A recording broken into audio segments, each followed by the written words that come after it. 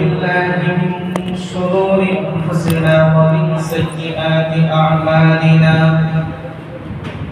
من يهده الله فلا مضل له ومن يضلله فلا هادي له ونشهد أن لا إله إلا الله وحده لا شريك له ونشهد أن سيدنا وسندنا وحبيبنا ومولانا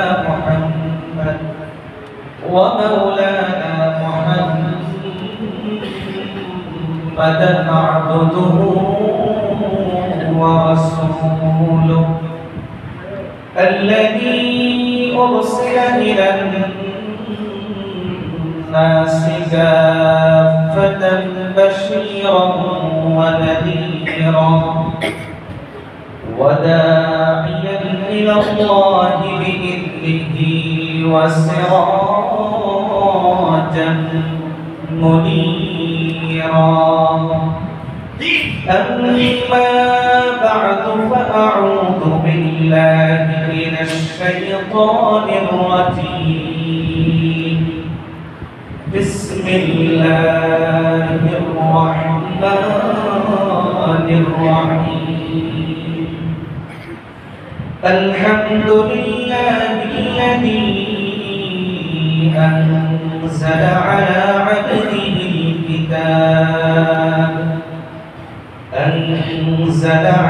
عبده الكتاب ولم يجعل له عوجا قيما لينذر بأسا شديدا من لدنه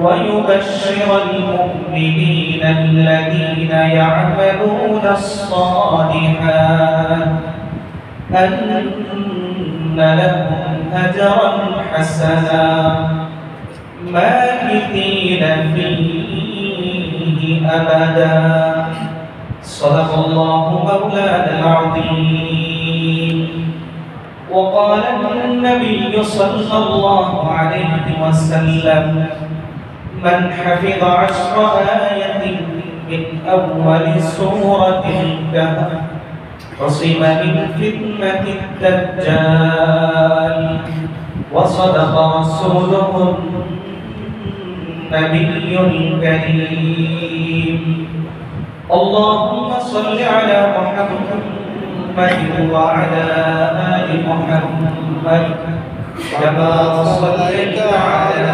إبراهيم وعلى آل إبراهيم إنك حميد مجيد اللهم بارك على محمد وعلى آل محمد كما باركت على إبراهيم وعلى آل إبراهيم إنك حميد مجيد بلغ العلا بكماله كشف الدجى بجماله حسنت جميع خصاله صلوا عليه وآله هو الحبيب الذي ترجى شفاعته